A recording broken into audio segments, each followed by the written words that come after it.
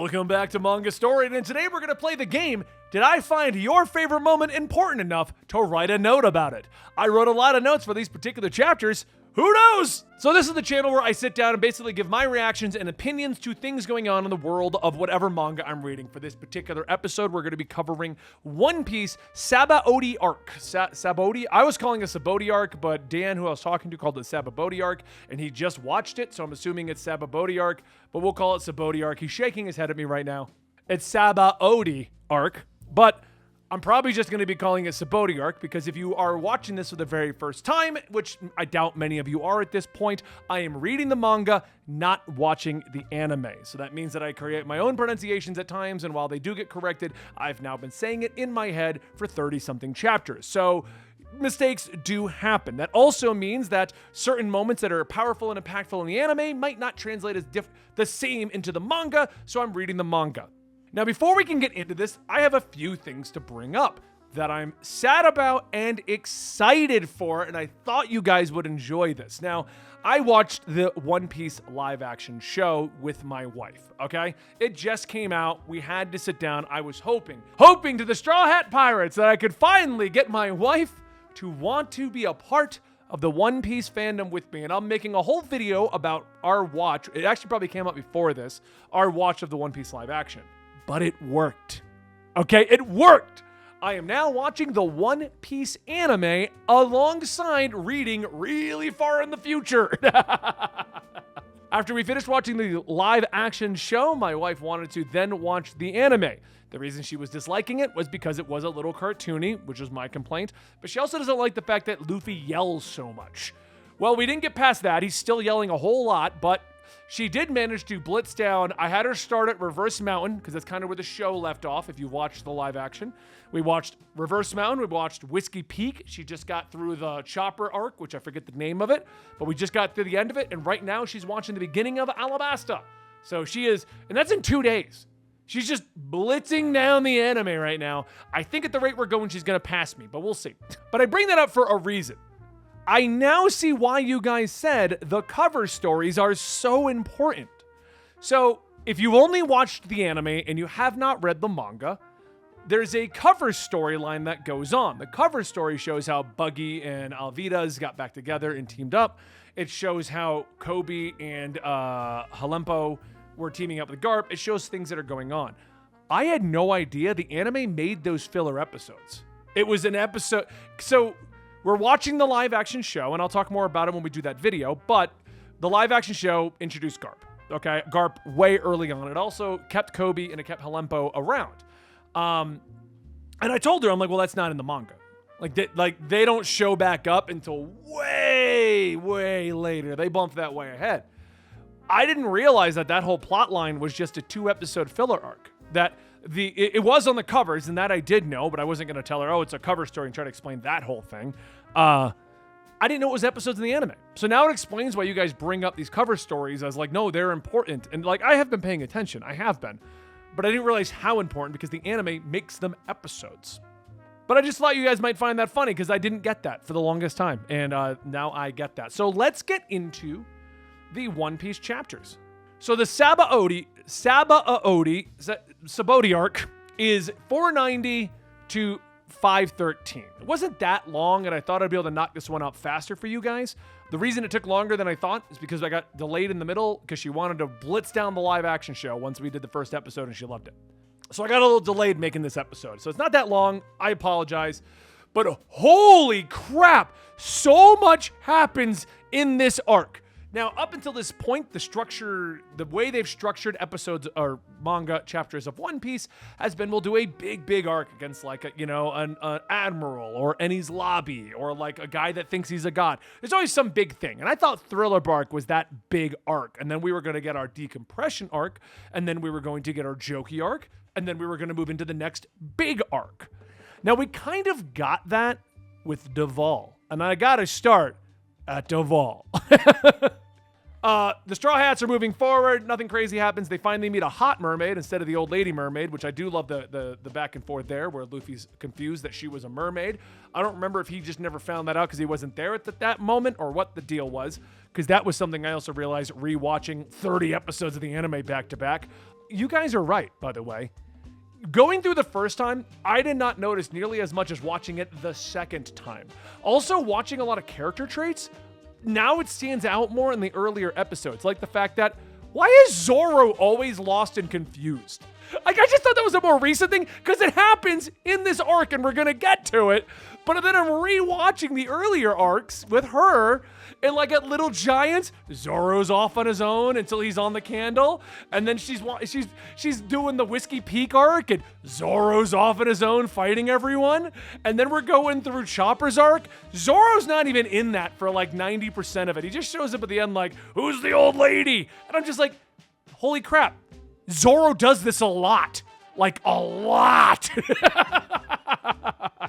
But I just wanted, you guys are right. Like, it's so much fun rewatch. Like, I didn't think I'd enjoy it as much as it. She wanted to watch it, and my exact reaction was, just keep watching it. Don't worry about waiting for me, because I know what's going on, so I can hop in and out. Like, oh, I'm gonna go do this. I'll come back and join you in an episode. But it's just so much fun rewatching it with her, getting her reactions. And guys, is this why you like guys watching my videos? Because it's just my reactions to what you enjoyed. It's so cool. So Duvall shows up, and they're hyping up that they should know him at this point. Cammy's a part of it. Cammy's the mermaid girl that's with them. They have the starfish guy that has created an amazing line of clothing and wears a beanie hat, and he reminded me of Dan, my editor. If you don't know Dan, the editor, he wears beanies. He actually has a day of the year where he has dubbed Beanie Day, and it's the day the beanie goes on until it gets warm again. I have known Dan for like 15 years now, and this is it's like almost like a holiday for him. The beanie goes on Beanie Day. And that's when I saw the starfish, I'm like, it's Dan as a starfish. So anyway, Duvall shows up, and Duvall has captured Hachi. I think it's pronounced Hachi, which I did not expect to come back. Hachi is like the starfish guy, basically, like the big octopus starfish kind of guy from all the way back in Arlong. And he was like treating Nami poorly, and I was very surprised to see him back. But Cammy wants to go save Hachi, and I do like that the Straw Hats did not want to forgive Hachi at all. But Cammy was going to try to save him without their help, and they couldn't let her do that. So they were saving Hachi, even though he basically tortured Nami, only because they wanted to help Cammy. Once again, just the amazing behavior of the Straw Hats trying to move forward. I love what they did with this story arc. Anyway, the Duvall thing goes back and forth. It's not much to dwell on with this particular arc, because it was the comedy decompression arc. Duvall, we don't know who he is until he finally removes the helmet, and he's badly drawn to Sanji. And I literally just typed over to Dan, who at the moment was watching those episodes, like, it's badly drawn Sanji. What? And I love that Duvall's just mad at Sanji because, oh, you've made the entire world government come looking for me because I look like you. And my favorite line from Sanji, why didn't you grow a beard or cut your hair? It's just in his reaction of being like, and they're just like, you didn't think of that? It was great. It was like a nice little fun section. I love the fact that Sanji was able to restructure the bone structure of his face to make him handsome. And that now Duvall, his entire character arc is he hears everyone calling him handsome and catching kisses from everyone. It's great. It's fun. I loved it. It was just a blast. And I almost thought about making the video there because it was just a fun decompression arc.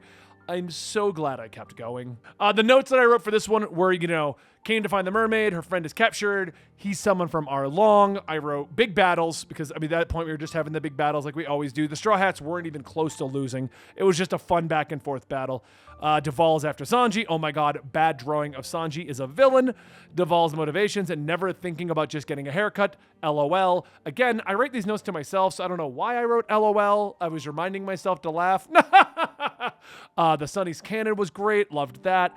Cammy saving Sanji, and he has a massive nosebleed against her breasts. I wrote that in there. I really hope it's in the anime when I get there. Because Sanji is just great. I loved what he was doing. Sanji makes some beautiful, fun little decompression stories, what I wrote for the notes of that particular thing. But then we move into actually going to Sabaody and seeing what's going on. Now, I have a complaint about Sabaody, and it's a minor nitpick. Sabaody's whole thing is they're going to be stuck here for a while because they got to get a coating to put onto the boat so that they can go down underwater and go into Fishman Island. In order to do so, Hachi, Cammy, and the starfish dude need to find their friend, the old man ship deck guy, who can put the coating on. This leads to the Straw Hats deciding to wander around Sabaody. Zoro wanders off again. which is, I was reading this segment and then we watched the moments in the anime and I was like, yeah, this is what he does. But Zoro wanders off again. It's during this segment that we discuss, they're specifically asked to not get involved with the Celestial Dragons. And the Celestial Dragons and the things that are introduced in this arc are my complaint. I get what was going on, and it may have been the manga versus the anime, but there are so many characters introduced in such a short span of time. One chapter is literally just going through every other pirate on Sabaody. Okay, which my complaint with that is when you're introducing the Admiral, you're introducing Rayleigh. I think it's Rayleigh is how it's pronounced. I hope that's how it's pronounced because he seems super important. When you're introducing 11 other pirates and you're introducing the ones that are stronger than Luffy, you're also introducing characters that aren't even on the islands. We're also introducing multiple forms of Kumo. Bear Paw Kumo. I think it's Kumo. I'm going to get to all these elements in a minute. But when you're introducing all of these elements at the exact same time, and on top of that, we're also introducing the new elements of this world, bomb collars, slave trading, the Celestial Dragons and why they're important. It was just a lot to try and comprehend at the exact same time and for me to keep track of what was going on character-wise. Not the story. The story was fine. I could follow the story, no problem. But when you introduce all these characters and I don't know who's important, why they're important, and how they're going to relate to the story, and I now know, just from the amount of things that have looped back around, how important all of these elements can be because they'll come back in 200 chapters, it's very difficult to keep track of everything going on. So I don't have a lot of the pirates written down or things like that because a great example... Oh, what was her name? I wrote it down. She's basically based on Anne Bonny. Her name is Glutton was what they were calling her. I think it's Jewelry Bonny or something along those lines. She was introduced in the initial batch of pirates, but she didn't actually show up and do anything until like the back half of the story. So like it was just the way they were introduced. And luckily I wasn't waiting on a weekly basis for the chapters to come out, so I could easily okay, well I'm reading it all from beginning to end. So I didn't have to wait and then try to remember who Jewelry Bonny is. I just read it 30 minutes ago, but it was still a lot of characters to keep track of at the exact same time. Plus, all those pirates then had like subordinates for their crew, and they had all that going on. And then we had various Marines that were kind of important, but weren't important. And we kept introducing new characters as we were going. That's my complaint with this whole arc, because all of this was basically, because the Duvall stuff was like 7 chapters, 8 chapters. So all of this was in like 12 chapters of the manga. It was just so much. I definitely felt like we had crossed a milestone in One Piece because so much happened at chapter 500 roundabouts this era. You know what I mean? So basically, I'll cut around and I'll get to my important parts. The Straw Hats walk around. We discover the Celestial Dragons are wearing weird space suits, which I hope are important in some way. Otherwise, it's just a really weird choice. They're wearing weird space suits. They're treating humans and fishmen and everything like slaves. They're riding them. And the people, even like captains of ships, are being treated as slaves. And the reason they're not fighting against it is because they have the bomb collars, which right away reminded me of the Suicide Squad, but it was handled differently here. I like it. But they had the bomb collars. So they if you tried to run away, you were going to blow up. The Straw Hats stay out of the situation, all except Zoro, who is wandering around on his own. And everyone bows to the Celestial Dragon, so Zoro doesn't. And then asks the Celestial Dragon if he wants directions, which I found hilarious. He also kicks the butt of the Celestial Dragon.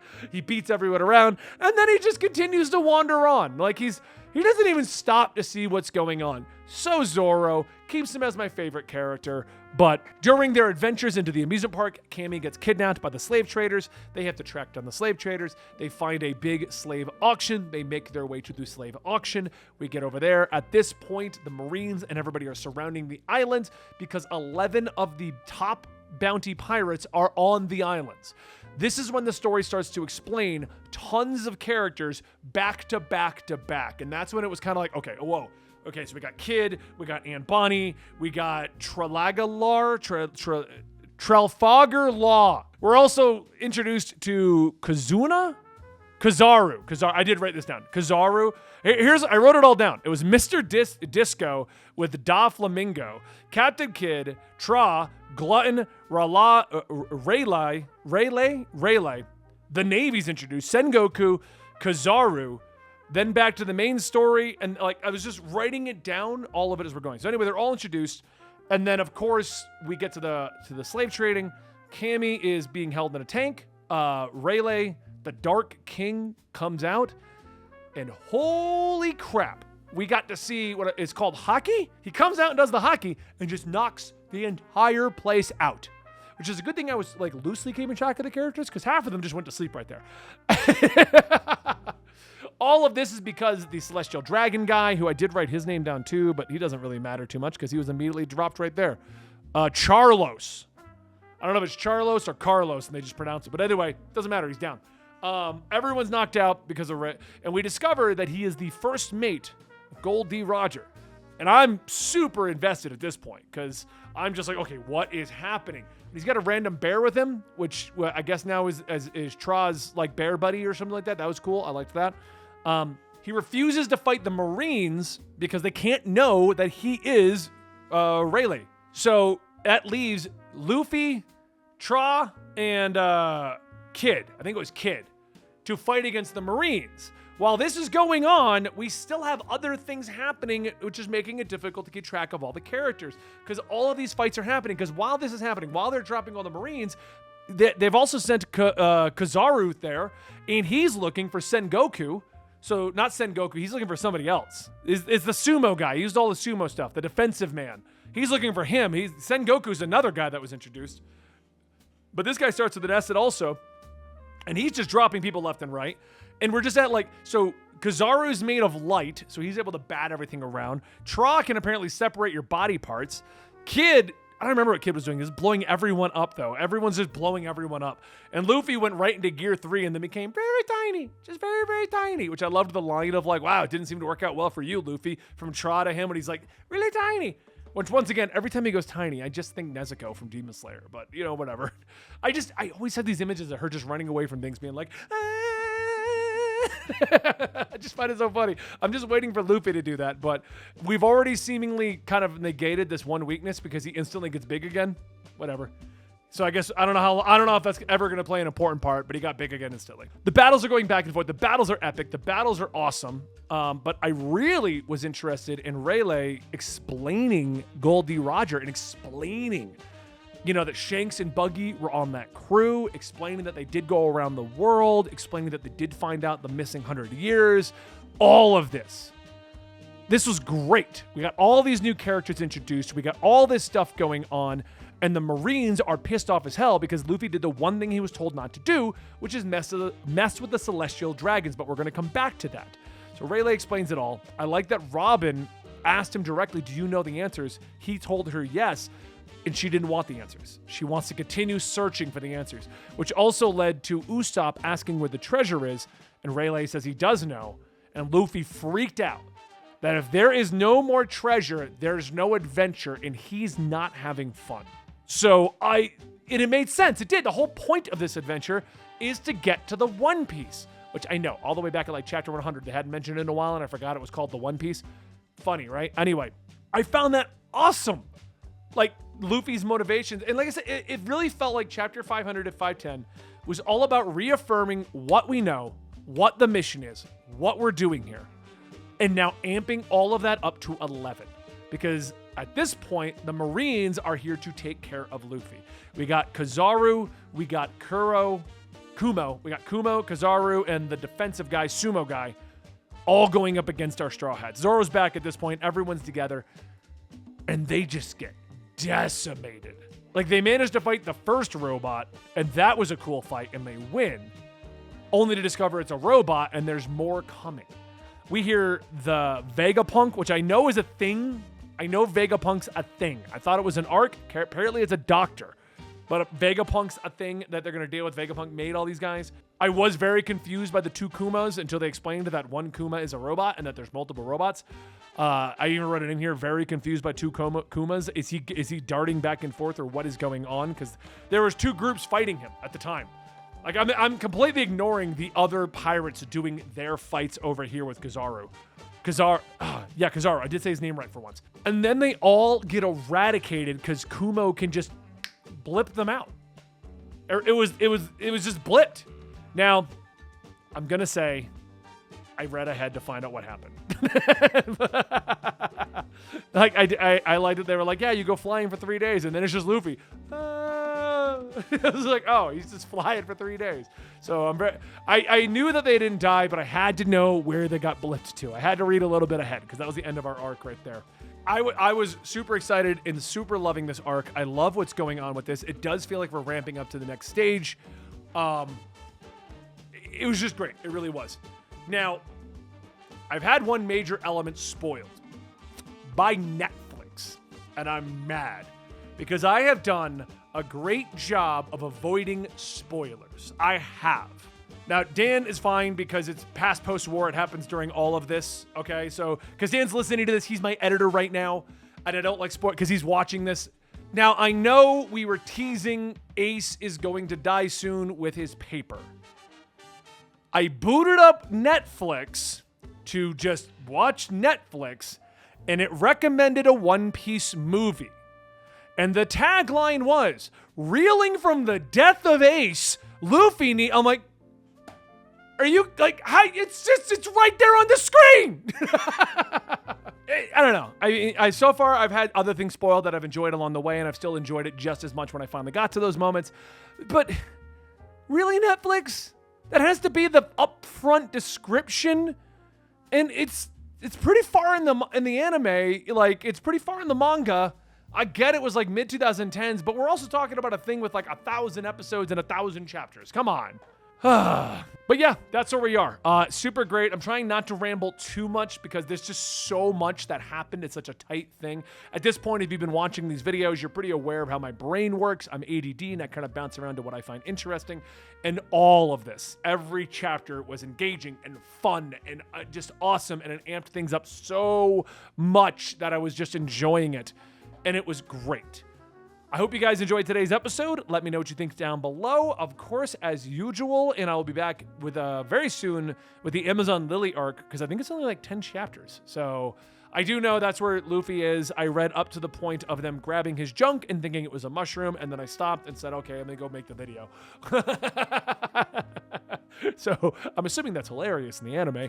Thank you guys so much. I also looked at all your stuff. Dan being annoyed by Bink's Brew being a whole episode. Apparently he's the oddity. All of you enjoyed it. It was not annoying, so we'll be okay. Because I will have to get to Bink's Brew eventually. And because I'm watching it all with my wife now. And maybe we'll eventually have her on a video here promoting it. Last note of point. I created a hot sauce with a buddy. It's called This Hot Sauce Is Whiskey Infused. It's hatch and jalapenos, this flavor, but this is a whiskey-infused hot sauce. It's a very mild flavor as our first one for the test batch. The link will be down below as we'll be linking this to our Shopify, but if I can't link 2 channels to it, I'll put the link directly to it down below. So if you want to support us and you want to keep this channel going and keep my adventures in One Piece going, please consider grabbing some hot sauce. Thank you guys so much. I will see you next time right here.